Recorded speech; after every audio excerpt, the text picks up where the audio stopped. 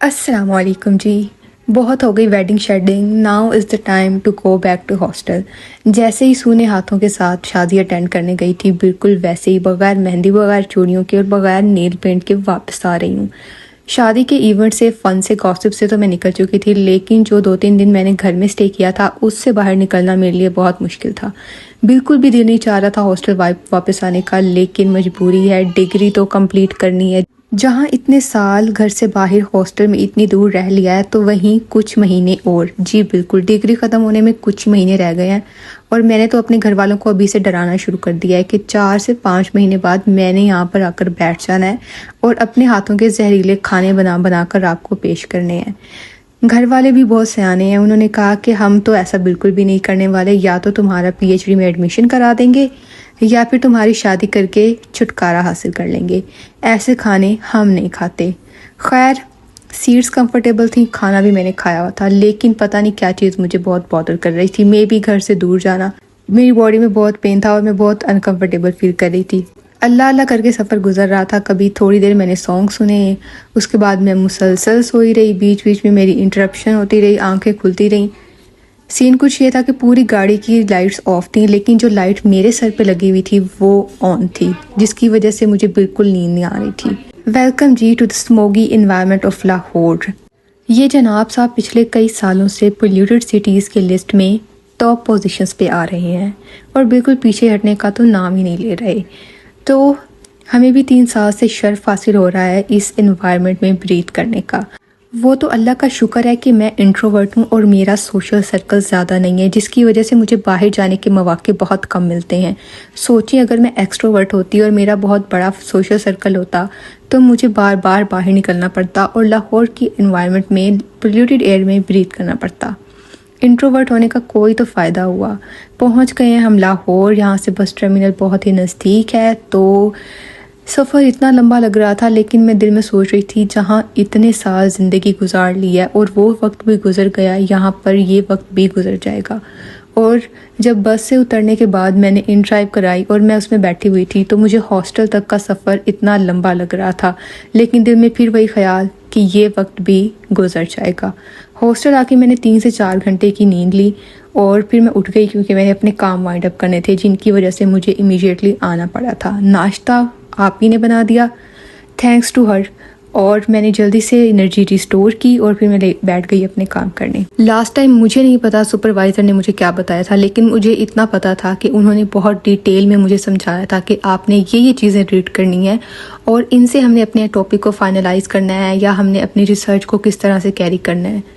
लेकिन शादी के फ़न में मैं सब कुछ भूल चुकी थी। मैं उनके दिए हुए नोट्स को बार बार रीड कर रही थी, टॉपिक जो उन्होंने मुझे बताया था और जो उन्होंने मुझे इंस्ट्रक्शंस दी थी, मैं उन इंस्ट्रक्शंस को फॉलो करने की भी कोशिश कर रही थी। लेकिन माइंड तो फ्रेश हो चुका था, क्योंकि आप रूटीन से हट के कुछ करते हैं, नए लोगों से मिलते हैं, नए इन्वायरमेंट में जाते हैं, माइंड फ्रेश हो जाता है। मुझे लगता है कि मेरा माइंड इस रूटीन को दोबारा से एक्सेप्ट नहीं करना चाह रहा था। वो चाह रहा था कि बहन तू घर ही रह, सुकून कर, माँ बाप के साथ रह, खाने बना के खा, उन्हें भी खिला।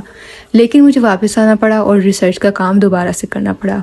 इतनी मुश्किल से मैं अपनी थोड़ी सी अटेंशन को डाइवर्ट होने से बचाती थी, लेकिन मेरा माइंड फिर वहीं इधर उधर भटकना शुरू कर देता था। फिर मैंने सोचा कि आज बैठ के लिटरेचर रिव्यू करती हूँ। जो चीज़ें मुझे सुपरवाइज़र ने बताई थी उनके ऊपर फोकस करने की कोशिश करती हूँ, ताकि मैं उनके पास जाऊँ तो मेरे पास कुछ तो बताने के लिए हो। लेकिन फिर मैंने सोचा कि नहीं, मैं पूरी रात पूरा दिन लगी रहूँगी और कल जाने तक भी मैं इस काम में लगी रहूँगी, लेकिन मेरे से कुछ भी नहीं होना। मैंने जितनी रिसर्च की हुई है, मैं उसी की समरी लेकर, उसी में से जो आइडियाज़ हैं, मैं वो जाकर सुपरवाइज़र को बताऊँगी। And I am damn sure कि वो जो चीज़ें मुझे बताएंगी वो मेरा आगे का जो काम है उसको बहुत ईज आउट कर देगा। And my decision was right. Almost 3 से 4 घंटे मुझे लगे लिटरेचर को रिव्यू करने में, टेक्स्ट आइडेंटिफाई करने में और ये देखने में कि क्या जो मैं रिसर्च करना चाह रही हूँ उसके ऊपर कोई काम है भी या नहीं। बहुत डिफरेंट किस्म के काम हो रहे थे और कोई कॉम्प्रिहेंसिव स्टडी नहीं थी जिससे मैं आइडिया लेके, मतलब कि थोड़ा मुझे आसानी हो जाती ना अगर कॉम्प्रिहेंसिव स्टडी हुई होती। जो पाथ मैं फॉलो करना चाह रही हूँ, जो फ्रेमवर्क मेरी रिसर्च स्टडी का है, अगर किसी और ने भी फॉलो किया होता तो मेरे लिए बहुत आसान हो जाना था। लेकिन ये मुश्किल काम हमारे नसीब में लिखा था। कोई मसला नहीं, काम वाइंड अप किया। साथ में मैंने एक शुगर का सोर्स भी रखा हुआ था।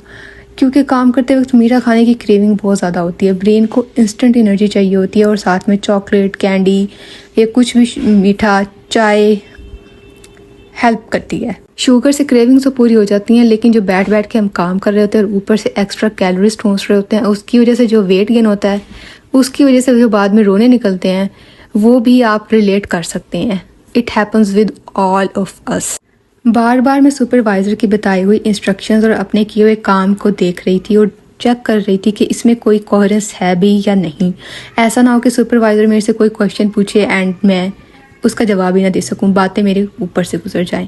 खैर, अल्लाह अल्लाह करके मैं यूनिवर्सिटी के लिए रेडी होगी। मेरी हमेशा कोशिश होती है कि मैं जल्दी तैयार हो जाऊं, लेकिन जितना मर्जी सिंपल होके चली जाऊं, आधे घंटे से ज़्यादा मुझे लग ही जाता है।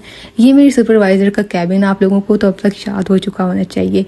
पता नहीं कितनी और मीटिंग्स मुझे यहाँ पर करनी पड़ेंगी। खैर, मेरी सुपरवाइज़र की जितनी तारीफ़ें की जाएं उतनी कम है। The lady is so much decent and cooperative. यार, आजकल के अम्मा अब्बा भी इतना कोऑपरेट नहीं करते बच्चों के साथ। वो कहते हैं बेटा जो करना है करो। And my supervisor is like, कोई इंस्ट्रक्शन मुझे दे भी देंगी ना कि बाहर आपने जाके ये लैब में काम करना है या आपने किसी और टीचर से ये बात डिस्कस करनी है, तो she comes along with me, या फिर मैं वहाँ पर अभी पहुँचूँगी तो वो भी आ जाएंगी उसको मुझे हेल्प आउट करने के लिए। I really adore that girl. छोटी सी हैं, लड़की सी ही हैं, मेरे से 2-3 साल ही बड़ी होंगी मे बी। उन्होंने PhD कंप्लीट कर लिया है और वो हमें अब पढ़ा रही हैं माशाल्लाह। सो अब मैं आ गई थी IPC। सुपरवाइज़र जब बात कर रही होती हैं, वो मुझे चीज़ें बता रही होती हैं, इंस्ट्रक्शंस दे रही होती हैं, तो मैंने तो अभी तक रिसर्च की नहीं है, तो ये बातें सारी मेरे दिमाग के ऊपर से गुजर रही होती हैं। And most of the time I am replying her okay, ठीक है, एंड थोड़ा सा हिला रही होती हूँ, दैट्स इट। और मेरी कोशिश होती है कि मैं चीज़ें ग्रैब करने की कोशिश करूँ। तो फ़ौरन सुपरवाइज़र से मीटिंग के बाद मेरा पहला काम होता है कि मैं IPC में जाके वो चीज़ें नोट डाउन कर लूँ, ताकि एक दिन के गैप के बाद भी अगर मैं उस काम को करने बैठूँ तो मुझे मुश्किल ना हो, मुझे बातें भूली ना हो, मुझे पता हो कि मैंने यही चीज़ें करके जानी है। तो मैंने बैठकर वो सारी बातें रिकॉल की कि उन्होंने मुझे ये काम करने को कहा था। मैंने वो सारे पॉइंट्स नोट डाउन कर लिए और मेरे पास मंडे तक का टाइम था, मतलब कि 4 डेज़ थे, जिनमें से मैंने कहा सोचा कि मैं सिर्फ 3 दिन ही काम करूँगी। एक दिन तो मेरा पर्सनल होना चाहिए ना। एक दिन मुझे अपने बाकी के काम भी तो मैनेज करने होते हैं, मुझे कुकिंग करनी होती है, मुझे कपड़े अपने प्रेस करने होते हैं। सो 3 दिन का मैंने प्लान बनाया। First of all I noted down all her instructions और जो बातें उन्होंने मुझे एक्स्ट्रा बताई थी वो भी सारी। उसके बाद मैंने डिसाइड किया कि ये जो 3 दिन हैं उनके अंदर मैंने अपने कामों को किस तरह से डिवाइड करना है। मे भी आपको सुनने में मुश्किल लग रहा हो, लेकिन ये इतना मुश्किल है नहीं। बस आपका माइंड थोड़ा फोकस्ड होना चाहिए।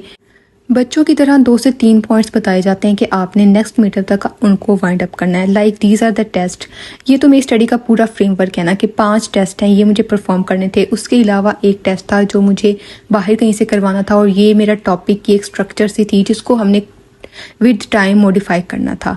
और ये हैं टोटल 5 काम जो आज मेरे सुपरवाइज़र ने मुझे बताए कि मैंने जाके लैब की डिटेल्स चेक करनी है, कौन से रिएजेंट्स और अपरेटस हैं। उसके अलावा एक रिसर्च इंस्टीट्यूट है, वहाँ से पता करना है कि एक टेस्ट जो हमारी यूनिवर्सिटी में नहीं हो रहा वो वहाँ पर हो रहा है तो किस प्राइस पर हो रहा है। ये सारे काम करने के बाद मुझे अपना सैम्पल कलेक्ट करना है। सैम्पल कलेक्ट करने के बाद उसको ड्राई करना है, पाउडर बनाना है, ये सारा प्रोसेस जो कि मुझे अभी तक नहीं आता। उसके बाद मैंने देखने हैं लैब टेस्ट कि मैंने उस सैंपल के ऊपर कौन से टेस्ट परफॉर्म करने हैं। 5 टेस्ट हैं, 5 से वैसे ज़्यादा ही हो जाएंगे। इनके प्रोटोकॉल्स रीड करने हैं कि मतलब टेस्ट के अंदर कौन से रिएजेंट्स यूज़ होते हैं और उनको किस तरह से मैंने परफॉर्म करना है। और उसके साथ साथ उन्होंने मुझे सजेस्ट किया राइटअप में तो आपकी बहन है प्रो। खैर इतनी भी नहीं, लेकिन फिर भी मुझे काफ़ी एक्सपीरियंस है राइटअप में, तो राइटअप की गारंटी मेरी है। इंट्रोडक्शन और लिटरेचर रिव्यू मैं अच्छा कर लूँगी। लैब वर्क की गारंटी मेरी नहीं है, क्योंकि मुझे कुछ समझ ही नहीं आती यार। वो मुझे कुछ बता रही होती हैं और मुझे उन्होंने आज बोला कि आप जाकर चेक करके आएँ कि लैब में जो रिएजेंट्स चाहिए वो हैं। हाउ वुड आई नो कि लैब में कौन से रिएजेंट्स चाहिए। मुझे टेस्ट के नाम हार्डली याद हुए हैं, क्योंकि वो हर मीटिंग में रिकॉल करती हैं।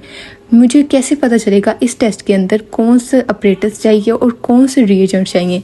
टाइम लगेगा ना, बट स्टिल मैंने बहुत ही फर्माबरदार तालिब इल्म की तरह रिएक्ट किया और जाके लैब में वो सारे टेस्ट और सारी इन्फॉर्मेशन ली लैब असिस्टेंट से। थैंक गॉड कि वो मुझे मिल गया और मुझे सारी इन्फॉर्मेशन मिल गई। फिर मैंने अपने कामों को डिवाइड कर लिया कि मैंने आज कौन सा करना है, नेक्स्ट डे कौन सा करना है और सैटरडे को कौन सा करना है। आज मैंने राइट अप का काम ले लिया जिसमें मैं कंफर्टेबल हूँ, जो मुझे ईजिली आता हो। और फिर नेक्स्ट डे मैंने करने हैं लैब टेस्ट के प्रोटोकॉल्स रीड और फिर सैटरडे को मैंने इन्फॉर्मेशन लेने जाना है और सैंपल कलेक्ट करना है। काम थोड़े लाइट से मुझे लग रहे थे तो मैंने सोचा साथ में मैं नेटफ्लिक्स का एक सीज़न भी ऐड कर दूँ। मूड भी अच्छा रहेगा और काम में दिल भी लगा रहेगा, क्योंकि काम करते करते तो मैं वैसे भी डिस्ट्रैक्ट होती रहती हूँ। तो अच्छा है ना कि मैं एक डिस्ट्रैक्शन का सोर्स टाइम कन्फाइंड रख कर ऐड कर लूँ और थोड़ा टाइम उधर लगा दूँ और थोड़ा टाइम प्रोडक्टिविटी पे लगा दूँ। आप लोग भी ट्राई करना, इट विल हेल्प यू।